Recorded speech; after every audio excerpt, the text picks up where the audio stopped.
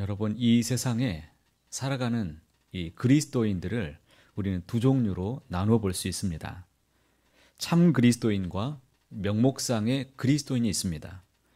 그 기준은 무엇으로 나눌 수 있느냐? 그것은 하나님의 말씀에 대한 반응으로 나눌 수 있습니다. 참 그리스도인들은 어떤 사람들이냐? 말씀을 단순히 소유물로 여기지 않습니다. 자기를 과시형으로 사용하지도 않습니다. 말씀을 진지하게 믿습니다.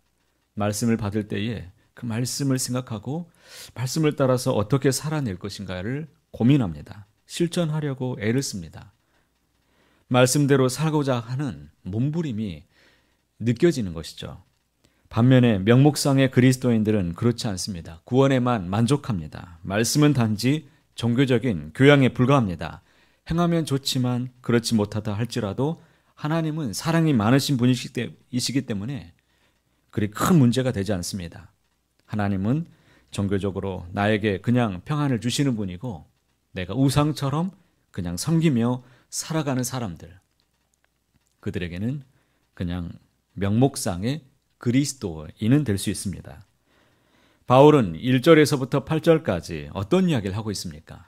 유대인들이 자신들을 선민으로 자랑하면서 살아가는 이런 형식적인 그들의 신앙의 모습을 아주 정말 냉정하게 정말 꾸짖고 있죠.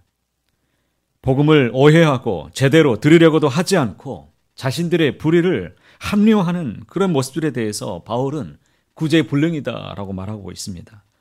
그들 또한 심판에서 너희들도 예외가 될 수 없다라고 선포합니다. 이 말은 유대인들에게 엄청난 충격을 줬을 거예요. 그런데 9절 이하에 보니까 바울은 더 놀라운 말을 합니다. 그러면 어떠하냐? 우리는 나으냐? 결코 아니라. 유대인이나 헬라인이나 다 죄 아래에 있다고 우리가 이미 선언하였느니라. 여기서 우리는 누구를 가리키고 있습니까? 바울 자신을 가리키는 것이고 이 편지를 받고 있는 로마의 그리스도인들, 더 나아가서 여기 우리 모든 그리스도인들을 가리키고 있습니다. 그리스도인이라고 죄인이라는 이 사실에는 예외가 있을 수 없다라는 것을 말하고 있는 것입니다. 그래서 바울은 이렇게 선언합니다. 10절부터 12절까지 짧습니다. 함께 읽어봅니다. 기록된 바 의인은 없나니 하나도 없으며 깨닫는 자도 없고 하나님을 찾는 자도 없고 다 치우쳐 함께 무익하게 되고 선을 행하는 자는 없나니 하나도 없도다. 여기까지만 읽겠습니다. 이 말씀처럼 여러분, 의인은 없습니다. 왜냐하면 세 가지가 없기 때문이에요. 사람들을 향하여서 네 가지가 없다라고 말하죠. 이렇게 얘기합니다. 참 강단에서 말을 못하고 네 가지가 없다. 사람들을 향하여서. 그런데 우리는 사람을 향해가 아니라 하나님을 향하여 세 가지가 없어요. 깨닫는 자도 없고 하나님을 찾는 자도 없고 선을 행하는 자도 없다. 여러분, 우리 모두는 이 사실을 인정해야 됩니다. 성 어거스틴은 그래서 이 세상을 두 종류의 사람이 있다라고 말했는데 자기 자신을 자기가 죄인인 줄 모르는 죄인이 있고 자기가 죄인인 줄 아는 죄인뿐이다라고 말했습니다. 이 세상에는 딱 두 종류의 사람뿐이다라는 거예요. 모두가 죄인인데 자신이 죄인인 줄 아는 죄인과 모르는 죄인이 있을 뿐이다라고 말했습니다. 그런데도 우리는 은연중에 나는 다르다. 나는 달라. 나는 아니지요. 이렇게 생각합니다. 특히 우리가 자꾸 비교하는 대상이 누구입니까? 뉴스를 보면 흉악범들 많이 나오죠. 범법자들 보면서 나는 저들과 다르다라는 그런 이상한 자만심을 갖습니다. 여러분, 왜 비교를 해도 죄 짓는 사람들과 자꾸 비교하십니까? 그들과 비교해서 내가 낫다라는 것을 인정받길 위함입니까? 자기 위로적인 과시고 비교일 뿐입니다. 비교의 대상이 틀렸지요.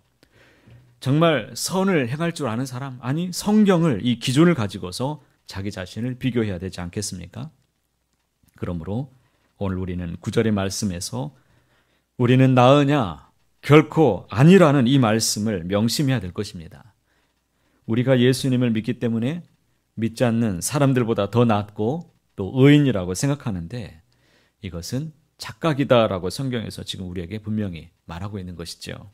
그러면 이제 하나님의 의로 말미암아서 의롭다 하심을 입은 우리는 그러면 어떻게 해야 되는가? 주님의 은혜로 구원을 우리가 받았습니다. 그러면 구원받은 우리는 어떻게 해야 되는 것인가? 27절과 28절에 말합니다. 그런즉 자랑할 때가 어디냐? 있을 수가 없느니라. 무슨 법으로냐? 행위로냐? 아니라 오직 믿음의 법으로지나. 그러므로 사람이 의롭다 하심을 얻는 것은 율법의 행위에 있지 않고 믿음으로 되는 줄 우리가 인정하노라. 할렐루야. 우리가 믿는 사람으로서 누가 대놓고 자기 자신을 자랑할 수 있는 사람이 있겠습니까? 보통은 직접적으로 자신을 자랑하기보다는 은근히 자신을 자랑하고 또 나 자신은 꽤 괜찮은 사람으로 포장하기가 마음으로 아주 쉽죠. 그러면서 나 정도 되니까 하나님의 사랑을 받을 수 있지라고 생각하죠. 우리가 자격이 있어서 이런 사랑을 받은 사람들입니까? 우리가 충분히 자격이 있어서 구원받은 사람들입니까? 다른 사람과 비교해서 나는 교회 다니니까, 성경을 나는 읽고 있어, 나는 기도도 하니까, 열심히 봉사하니까 저 사람보다는 내가 나은 사람이라고, 그렇게 여러분 우리는 충분한 자격이 있는 사람들입니까? 참 위험한 생각이죠. 조심해야 됩니다. 우리는 너무나 쉽게 자신을 좋은 사람이다라고 착각하기가 너무 쉽습니다. 하나님 앞에서 내 모습을 제대로 보지 못할 때가 참 많이 있다는 것입니다. 우리가 자랑할 수 있는 것은 오직 예수 그리스도밖에 없습니다. 우리 자신을 자랑할 수 없습니다. 그분이 나의 유일하신 자랑이 되어야 될 것입니다. 자랑하시려면 주님, 우리 거룩하신 예수님을 자랑하시기 바랍니다. 내가 어디서 구원받았는지, 내가 어떤 사람인지, 나를 어떻게 구원해 내어주셨는지, 여러분 어떤 은혜를 내가 받았는지를 여러분 자랑하십시오. 예수님을 더욱 자랑하시는 저와 여러분 되시기를 간절히 축복합니다. 그래서 바울은 다음과 같이 고백하지요.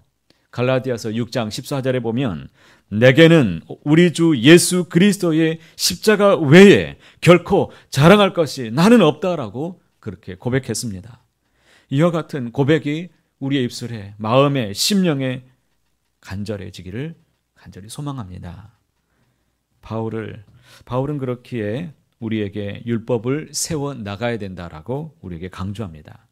31절 말씀해 보십시오. 그런즉 우리가 믿음으로 말미암아 율법을 파기하느냐? 그럴 수 없느니라. 도리어 무엇을? 율법을 굳게 세우느니라. 바울은 율법의 역설을 지금 얘기합니다. 잘 들으시기 바랍니다. 율법의 의로는 구원받을 수 있습니까? 없습니까? 없습니다. 율법을 우리가 지켜서 구원받을 수 있는 사람이 없다 이거예요. 오직 우리는 무엇으로? 믿음으로 하나님의 의를 덧입고 살아갑니다. 은혜로 구원받았습니다. 그러면 율법은 더 이상 우리에게 필요가 없는 것인가요? 아니요, 그렇지 않습니다. 믿음으로 율법을 더욱 굳게 세워가야 된다라고 성경에서 말씀합니다. 여러분, 율법에는 두 가지가 있습니다. 하나는 제사법이 있죠. 의식법이라고도 말합니다. 그리고 또 하나는 이 십계명으로 대표되는 이 도덕법이 우리에게 있습니다. 하나님을 사랑하라고 말합니다. 부모를 공경하고 이웃을 향하여서 사랑해 내야 될 것을 우리에게 계명으로 주셨고 도덕법이 여전히 살아 있습니다. 율법의 최고의 법은 여러분 제사법은 사라졌습니다. 예수님이 이 세상에 오심으로 더 이상 우리는 동물의 피를 바쳐서 하나님께 나아가진 않습니다. 제사법, 의식법은 사라졌지만 어떤 법이 남아있다고요? 도덕법은 우리가 더 지켜야 된다는 겁니다. 이 율법의 최고의 법, 하나님을 사랑하고 이웃을 사랑하는 것, 이것은 우리에게 여전히 요구하고 있는 주님의 말씀이 우리 앞에 있습니다. 이제는 하나님을 더욱 사랑하고 그 사랑함으로 사랑의 내므로 내게 주신 그 사랑의 법을 따라서 더욱 순종해야 된다라는 것입니다. 사랑은 율법의 완성입니다. 거기에는 우리의 자랑이 있을 수가 없지요. 내가 얼마만큼 섬겼기 때문에 내가 인정을 받을 수도 없습니다. 오직 감사만 있을 뿐입니다. 정리하겠습니다. 우리가 믿음으로 의롭다 하심을 받았다는 이 사실을 기억할 때에 우리는 그 은혜에 진정 겸손하게 살아갈 수가 있습니다. 그 누구도 자랑할 수 없습니다.